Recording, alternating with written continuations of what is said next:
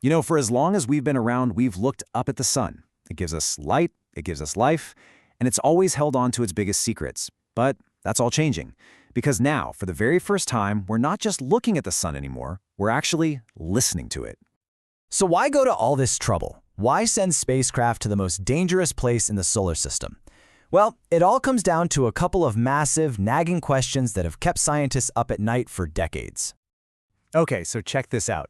The first big puzzle is something that just doesn't make sense. The surface of the sun is about 10,000 degrees Fahrenheit.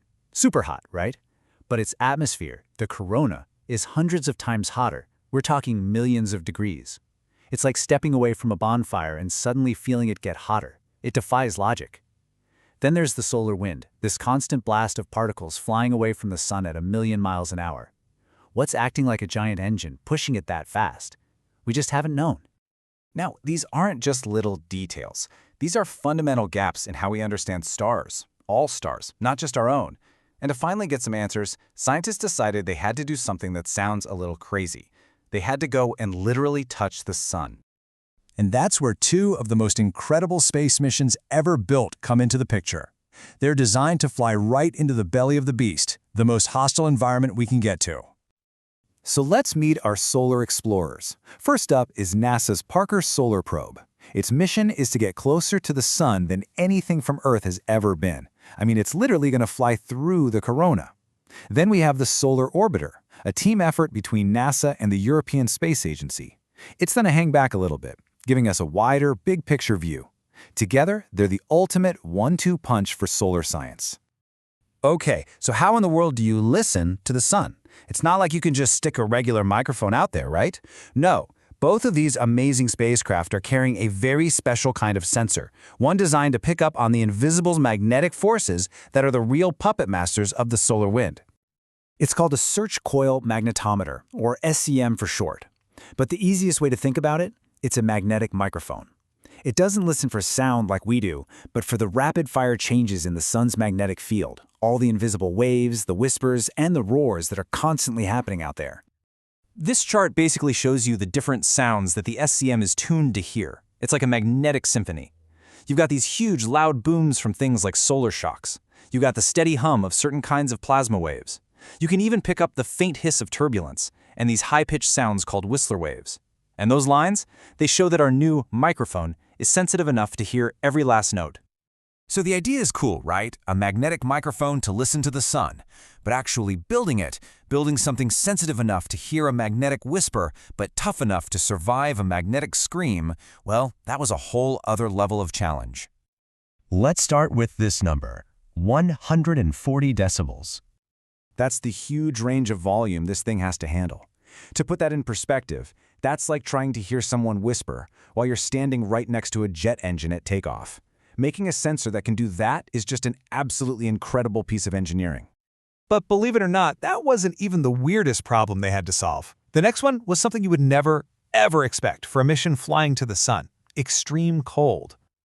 Yep, you heard me right. Cold, the most critical instrument on a mission designed to study the sun, had to be protected from freezing, not from burning up. How is that even possible? Well, here's the deal. To avoid picking up interference from the spacecraft itself, the SEM sits way out on a long boom. And that means it's always in the permanent shadow cast by the ship's massive heat shield. So while the front of the spacecraft is getting blasted, the back, where our sensor is exposed to the deep cold of space. We're talking temperatures dropping below minus 220 degrees Fahrenheit. The only solution was to wrap it in insulation and give it its own personal heater, just to keep it alive. So how does it actually work? Well, it all comes down to a really elegant physics principle called Faraday's law. Basically, when a magnetic wave from the sun zips through a coil of wire, it creates a teeny tiny little voltage. Then, a preamplifier grabs that microscopic signal and boosts it way up so we can actually measure it. It's the exact same idea behind an electric guitar pickup. And here they are, the brains of the operation. These are the final preamplifier modules. Using some seriously advanced 3D hybrid manufacturing, engineers were able to cram all of that incredible performance into these tiny, lightweight little packages.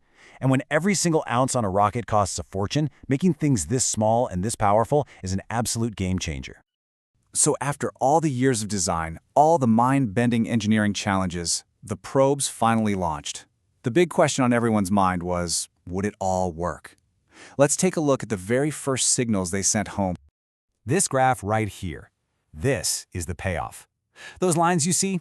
That was the best data we had before this, from the Helios mission way back in the 80s. Now look at the dots.